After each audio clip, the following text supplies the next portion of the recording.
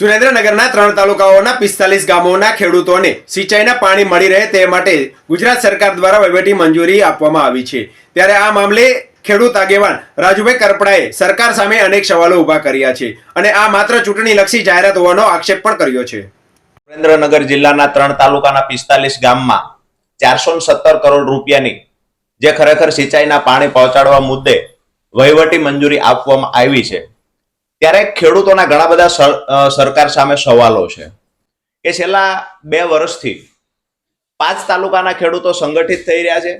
એક આંદોલનની તૈયારી દર્શાવી ચૂક્યા છે ખેડૂતો કે ખરેખર જો સિંચાઈનું પાણી મૂળી, થાનગઢ, ચોટીલા, સાયલા, ધાંગધ્રા અને વઢવાણના બાકી રહેલા ગામડાઓમાં જો સિંચાઈનું પાણી ન પહોંચે તો આવનાર ચૂંટણીમાં જબરજસ્ત ઇફેક્ટ આ શાસક પક્ષને થઈ શકે એમ છે।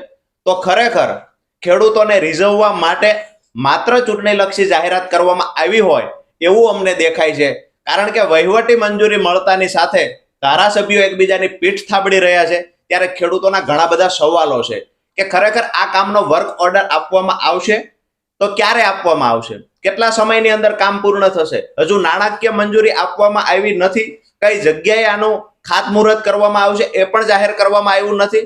તો માત્ર ને માત્ર વહીવટી મંજૂરીના નામે ખરેખર એકબીજાની પીઠ થાબડવી આ કેટલું વ્યાજબી? ભૂતકાળમાં કલ્પસર યોજનાની વહીવટી મંજૂરી વર્ષો પહેલા મળેલી છે।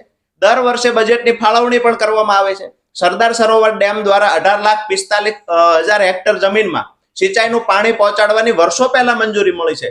આજે પણ 12 લાખ હેક્ટર સુધી સિંચાઈનું પાણી પહોંચ્યું નથી। સાથે સાથે જે આ 45 ગામની વાત કરવામાં આવી તો મૂળી તાલુકાના વગડિયા પટ્ટાના ગામડાઓ છે, ત્યારે ક્યારે પાણી પહોંચાડવામાં આવશે? સાયલા, ચોટીલા, થાનગઢ જ્યાં ખરેખર ગામડામાં ખેતી છોડી અને ખેડૂતો સ્થળાંતર કરી રહ્યા છે, ગામડા ભાંગી રહ્યા છે, ત્યાં પણ પાણી ક્યારે પહોંચાડવામાં આવશે? ખેડૂતોનો સૌથી મોટો સવાલ છે।